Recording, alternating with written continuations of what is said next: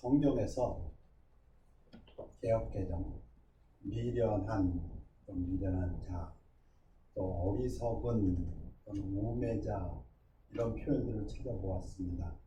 미련한 하고 치면은 89개가 나오고 어리석은 하면 66개가 나오고 우매자 8개가 나옵니다. 다 200구절이 되지 않습니다. 그래서 그 구절들을 갖다 다 이제 계속 읽어봤습니다. 한글로 읽으면서 또 저희 교회 원래 성경이 킹제임스니까 킹제임스를 읽어보면서 그러면서 몇 구절을 제가 뽑았습니다. 차라리 새끼 빼앗긴 앙콤을 만날지언정 미련한 일을 행하는 미련한 자를 만나지 말 것이니라. 개가 그 토한 것을 도로 먹는 것 같이 미련한 자는 그 미련한 것을 거듭 행하느니라. 성경에서 개가 나오면 우리가 생각하는 그런 반려견이 아닙니다. 아주 그 경멸적인 표현입니다. 미련한 자를 공불과 함께 절구에 넣고 공의로 찌울지라도 그의 미련은 벗겨지지 아니하느니라. 야, 이거 사람의 힘으로 힘든 것이구나 이런 생각을 합니다. 내가 똑똑해지려고 해도 이게 사람의 어떤 범주가 아니구나, 거의 불가능한 게 아닌가. 그 구절들을 읽으면서 제 나름대로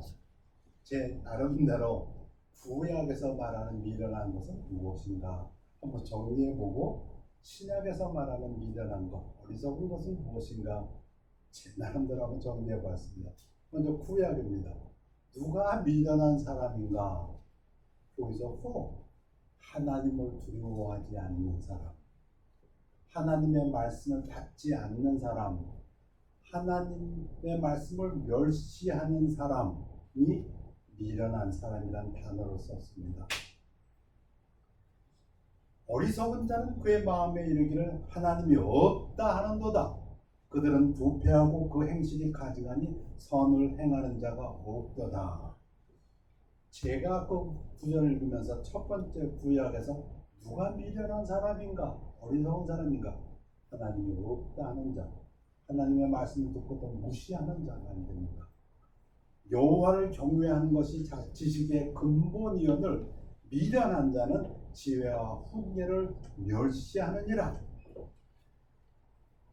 미련한 자는 죄를 심상히 여겨도 정직한 자 중에는 은혜가 있느니라. 하나님을 두려워하지 않기 때문에, 하나님의 말씀을 무시하기 때문에 죄를 지면서도 괜찮아, 죄를 머킹한다고 했고 조롱한다고 했습니다.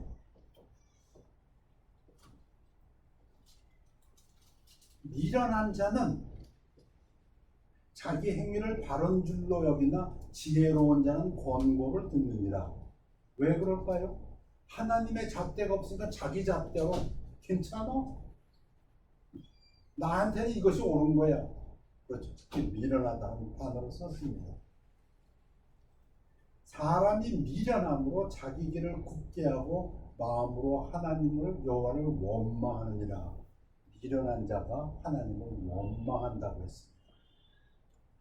하나님을 안 믿고 하나님 없다 하거나 하나님 말씀을 무시하거나 그러다 보니까 하나님께서 말씀하는 그 죄를 지면서도 스스로 괜찮다고 하는 사람, 그러면서 여호와를 원망한다. 네가 스스로 지혜롭게 여기는 자를 보느냐? 그보다 미련한 자에게 오히려 희망이 있느니라. 가장 나쁜 범주죠. 미련한 것보다도 못하다. 누가? 자기 스스로 자기가 지혜롭다고 여기는 자. 하나님의 말씀을 따르지 아니하고 자기 꾀를 따르는 자, 사람의 꾀를 따르는 자. 자기의 마음을 믿는 자는 미련한 자요, 지혜롭게 행하는 자는 구원을 얻을 자니라. 성경 지식하고 정반대죠. 성경은 우리의 마음은 진짜 걸레보다도 못하다고 했습니다. 근데 그 자기 마음을 믿으니 거기에다 하나님은 미련하다는 단어를 딱 써놓으셨습니다. 더 많이 있습니다. 이것보다도 훨씬 규절이. 제가 그냥 몇 규절만, 하나님이 없다는 자, 하나님을 믿지 않는 자, 하나님의 말씀을 무시하는 자, 자기가 지혜롭다고 하는 자, 자기 꾀를 쫓는 자, 죄를 지면서도 아무렇지 않은 자, 내 기준에는 괜찮아 하는 자, 예레미야가 이스라엘이 멸망했을 때 내 백성은 나를 알지 못하는 어리석은 자요 지각이 없는 미련한 자식이다. 악을 행하기에는 지각이 있으나 선을 행하기에는 무자도다. 왜 멸망했는가? 하나님을 모르니까. 그런 자를 어리석은 자다, 미련한 자식이다, 이렇게 얘기했습니다. 또 많은 부분에서 미련하다는 단어를 쓴 부분이 있습니다. 조급하게 화를 내는 자. Who has a short temper. 영어에는 이게 short temper란 말이 딱 맞습니다. 미련한 자는 당장 분노를 나타내거니와 슬기로운 자는 수욕을 참느니라. 우리말에 그 냄비라는 게 있죠. 돌솥하고 냄비솥하고 구별할 때 그 냄비. 조금만 불이 가지면 후다닥 그 얘기죠. 당장. 노하기를 더디하는 자는 크게 명철해도 마음이 조급한 자는 어리석음을 나타냅니다. 급히 화를 내는 자를 나타낼 때 하나님께서 어리석다는 표현을 썼습니다. 노하기를 더디하는 것이 사람의 슬기요 허물을 용서하는 것이 자기의 영광입니다. 좀 시간을 두고, 근데 조금 다른 표현입니다. 어리석은 자는 자기의 노를 다 드러내어도 지혜로운 자는 그것을 억제하느니라. 급히 화를 내는 것, 그거 어리석다. 또 다 드러내는 것, 그것도 어리석다. 표현이 좀 다릅니다. 하여튼 분노에 관한, 화내는 거에 관한, 앵그리에 관한 이야기를 하시면서 하나님은 어리석다 이렇게 말씀하셨습니다. 근데 이 어리석음이 분노가 미련한 자를 죽이고 시기가 어리석은 자를 멸하니라. 이 분노가 죽음에까지 이르게 한다. 현대의학으로 바꾸면 극도의 스트레스가 마음을 유발한다. 그래서 죽음에 간다. 그렇게까지 비약할 수 있을지 모르겠습니다. 누가 미련한 사람인가? 또 많은 부분을 성경이 아마 이 부분도 꽤 더 많은지 모르겠어요. 제일 분량이 많은 것 같아요. 뭐냐면 말을 많이 하는 사람. 어리석다라는 표현을 썼어요. 마음이 지혜로운 자는 계명을 받거냐 입이 미련한 자는 멸망하느냐. 입조심에 관한 말씀입니다. 이 영어 표현이 재밌어요. Operating fool. Operating이 수다 떨다, 제잘거리다 이런 뜻이에요. 그러니까 수다 떠는 바보 이런 얘기입니다. 지혜로운 자는 지식을 간직하거니와 미련한 자의 입은 멸망에 가까우니라. 입에 관해서 얘기할 때 조심하지 않으면 바보다. 이 얘기를 여러 차례 여러 가지로 반복하십니다. 네가 말이 조급한 사람을 보느냐? 그보다 미련한 자에게 오히려 희망이 있느니라. 와, 차라리 미련한 사람이 낫다 할 정도로 말에 조급한 사람 안 된다 그런 얘기죠. 말을 아끼는 자는 지식이 있고 성품이 냉정한 자는 명철하니라. 말을 아껴라. 잠언에 보면 이런 표현까지 있어요. 말이 많으면 거기에는 반드시 죄가 있다. 그런 표현이 있습니다. There wants no sin. 말이 많으면 거기에는 죄가 빠지지 않는다. 이런 표현이 있습니다. 미련한 자라도 잠잠하면 지혜로운 자로 여겨지고 그의 입술을 닫으면 슬기로운 자로 여겨지느니라. 미련한 자는 명철을 기뻐하지 아니하고 자기의 의사를 드러내기만 기뻐하느니라. 구약에서 제가 읽고 요약한 세 가지입니다. 첫째, 하나님을 알지 못하는 자, 하나님의 말씀을 무시하는 자. 둘째, 조급하게 화내는 자. 셋째, 말 많은 자, 말조심하지 않는 자. 이 솔로몬의 잠언, 다윗의 시편 다 BC 한 1000년경입니다. 다윗의 세대가 BC 1010년에서 970년, 솔로몬의 시대가 BC 970에서 930, 그러니까 한 지금부터 3000년 전인데요. 천년이 흘려서 신약에 옵니다. 신약에는 어리석다, 미련하다 단어가 좀 적습니다. 구약보다. 근데 조금 업그레이드 되었습니다. 신약에서 미련하다는 단어가 처음 나오는 부분은 마태복음 5장입니다. 옛사람에게 말한 바, 구약이죠. 살인하지 말라. 누구든지 살인하면 심판을 받게 되리라 하였다는 것을 너희가 들었으나 나는 너희에게 이르노니 형제에게 노하는 자마다 심판을 받게 되고 형제를 대하여 나가라 하는 자는 공회에 잡혀가게 되고 미련한 놈이라 하는 자는 지옥불에 들어가게 되리라. 여기 보면 분노에 관해서 얘기가 나옵니다. 노하는 자마다 심판을 받게 되고, 구약에서 살인하지 말라를 설명하시면서 예수님께서 말씀하시기를 그 살인하고 분노를 동일시하십니다. 분노하지 말라. 이게 신약에서의 말씀이다. 새로운 말씀이다. 이렇게 말씀하십니다. 그러시면서 형제들 라가는 영어 표현으로 하면 you fool 이런 뜻입니다. 너 바보 라고 말하는 자는 공회에 잡혀가게 되고, 다시 한번 우리말로 성경은 번역을 했는데요, 미련한 놈이라 하는 자는 지옥불에 들어가게 되리라. 여러분, 지옥불에 들어가게 된다는 건 영원한 형벌을 의미합니다. 구원받지 못했다는 것을 의미합니다. 그만큼 이게 하나님의 진리와 어긋난다는 것입니다. 여러분 아시는 것처럼, 제가 읽겠습니다. 빌립보서 아무 일에든지 다툼이나 허용으로 하지 말고 오직 겸손한 마음으로 각각 자기보다 남을 낮게 여기고, 이게 기독교의 정신입니다. 이게 하나님께서 우리에게 말씀하신 겸손한 마음입니다.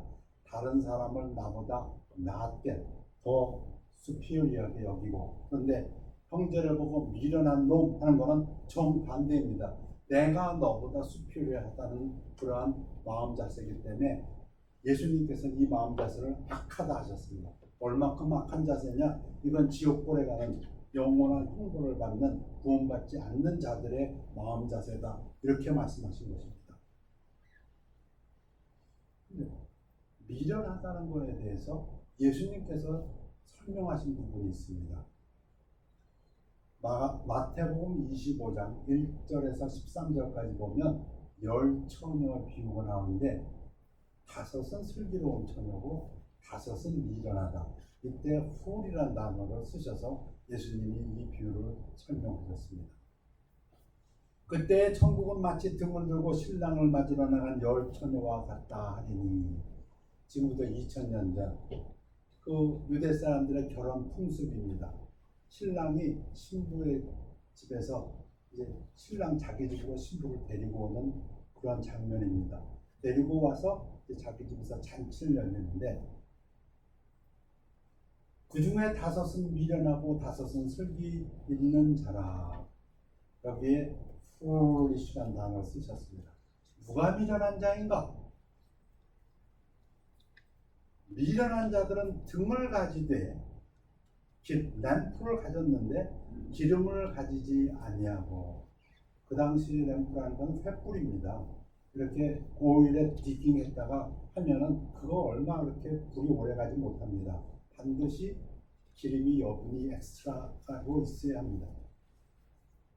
슬기 있는 자들은 그릇에 기름을 담아 등과 함께 가져갔더니 신랑이 더디옴으로 다 졸며 잘세. 예수님께서 가르치는 포인트 중에 하나가 또 있습니다. 더디온다는 것입니다. 우리가 생각하는 것처럼 오시지 아니하고 더디온다. 밤중에 소리가 나되 보라 신랑이로다 맞으러 나오라 하면, 그러나 반드시 오십니다. 우리가 모를 때. 이에 처녀들이 다 일어나 등을 준비할세 미련한 자들이 슬기 있는 자들에게 이르되 우리 등불이 꺼져가니 너희 기름을 좀 나눠달라 하거늘, 슬기 있는 자들이 대답하여 이르되 우리가 너희가 쓰기에 다 부족할까 하노니 차라리 파는 자들에게 가서 너희 쓸 것을 사라 하니, 그들이 사러 간 사이에 신랑이 오므로 준비하였던 자들은 함께 혼인잔치에 들어가고 문은 닫힌지라. 그 후에 남은 처녀들이 와서 이르되 주여 주여 우리에게 열어 주소서. 대답하여 이르되 진실로 너에게 이르노니 내가 너희를 알지 못하노라 하였느니라. 무슨 말입니까? 구원받지 않은 자라 이 얘기죠. 내가 너를 알지 못한다는 구원받지 못했다는 뜻입니다. 그런즉 깨어있으라 너희는 그 날과 그때를 알지 못하느니라. 예수님께서 직접 해주신 비유의 말씀입니다. 그러면 이 기름을 준비하지 않았다. 이 기름은 무엇을 의미할까요? 미련한 자들은 등은 가지고 있었지만 예수님 오신다고 믿고 준비한다고 했는데 기름을 준비하지 못했다. 해석이 여러 가지가 있습니다. 그래서 많은 주석, 많은 신학자들이 동의하는 것은, 많은 성경 주석은 기름이 성령과 구원에서의 성령의 역사라고 봅니다. 구원은 단지 입술의 고백 이상으로 성령께서 거듭나게 하시는 역사입니다. Salvation is more than mere profession, for it involves regeneration by the Holy Spirit. 예수 믿어요. 그렇다고 해서 구원받은 것이 아니라 반드시 성령의 역사로 새로 거듭난 사실이 있어야 한다. 우리 디도서의 말씀을 기억하게 하는 그런 부분입니다.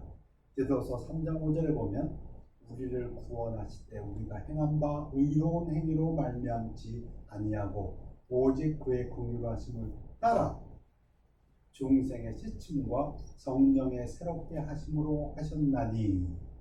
구원이 무엇입니까? 로마서에 있는 말씀, 마음으로 믿고 입으로 시인하여 구원에 이릅니다. 그럴 때 무슨 일이 일어납니까? 성령께서 우리에게 들어오십니다. 그 성령의 인치심이라고 했습니다. 성령이 우리 안에 들어와 계시니 우리가 제 표현대로 얘기한다면 우리는 지옥 가고 싶어도 못 갑니다. 왜 못 간다고요? 성령이 우리 안에 계신데 하나님의 영이 어떻게 지옥에 가십니까? 우리는 죽고 싶어도 못 죽습니다. 왜 못 죽습니까? 하나님의 영이 우리 안에 계신데. 죽음이 무엇입니까? 하나님과 분리되는 것이 죽음인데 우리는 죽음을 맛보지 않습니다. 저는 죽음을 맛보지 않습니다. 왜? 내 안에 성령님이 계시기 때문에. 너희가 살아서 믿는다는 영혼이 죽지 않는 것을 네가 믿느냐? 예수님께서 그렇게도 말씀하셨잖아요. 죽지 않습니다. 하나님과 분리될 수가 없습니다. 누가 그리스도의 사랑을 우리에게서 끊겠느냐? 분리가 안 됩니다. 왜? 성령이 우리 안에 들어오셨기 때문에. 이 부분을 얘기합니다. 믿는다고 하지만 성령이 우리 안에 들어오셔서 새롭게 하는 역사를 이루지 못한 사람, 예수님은 그걸 꼬집고 있습니다. 가장 불쌍한 자다. 물론 신학자들의 다른 신학자들, 블룸버그 같은 사람은 이것은 성령이 아니다. 그러나 여기서 예수님께서 가르치고자 하는 것은 준비가 있는 사람이다. 분명한 것은 신학자들이 어떻게 해석을 하든 분명한 것은 예수님께서 지금 이 준비가 안 된 사람은 구원받지 못한 사람이라는 뜻입니다. 내가 너를 알지 못하노라 하셨기 때문에. 기독교는 사랑의 종교라고 합니다. 우리 고린도전서 13장 사랑장에 보면 사랑은 오래 참고 사랑은 온유하며 시기하지 아니하며 사랑은 자랑하지 아니하며 교만하지 아니하며. 여러분, 언제 한번 주일학교에서 어떤 고등학생이 저한테 물어본 적이 있습니다. 그 오래 참고란 말이 무엇입니까? 그럼 오래 참고가 무엇입니까? 원어를 보면 조금 이해가 쉽습니다. 원어는 마크로스 메어라는 그 그리커인데요. 이 원어는 쇼템포가 아니고 이런 뜻입니다. 아까 구약에서 미련한 자는 어떤 사람이라고 했습니까? 조급하게 화내는 자를 미련하다고 했는데, 신약에서 사랑을 정의할 때 첫 번째 단어가 오래 참고 마크로스 메어라는 단어를 썼는데, 이 마크로스 메어라는 단어는 even temper, 제 표현을 하면 long temper, 좀 어렵고 힘들고 무시당하고 좀 참기 어려워도 좀 버티는 거, 그걸 얘기합니다. 조급하자. 그냥 쉽게 화내지 않냐고. 그 영어 단어 중에서는 even tempo라는 단어가 아주 적절합니다.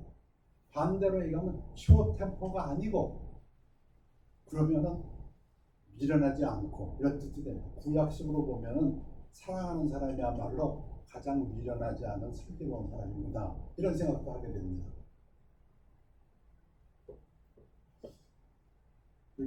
야고보서 보면은 이 말, 입조심에 대해서 얘기하면서 누구든지 스스로 경건하다 생각하며 자기 혀를 제가 물리지 아니하고 자기 마음을 속이면 이 사람의 경건은 헛것이다.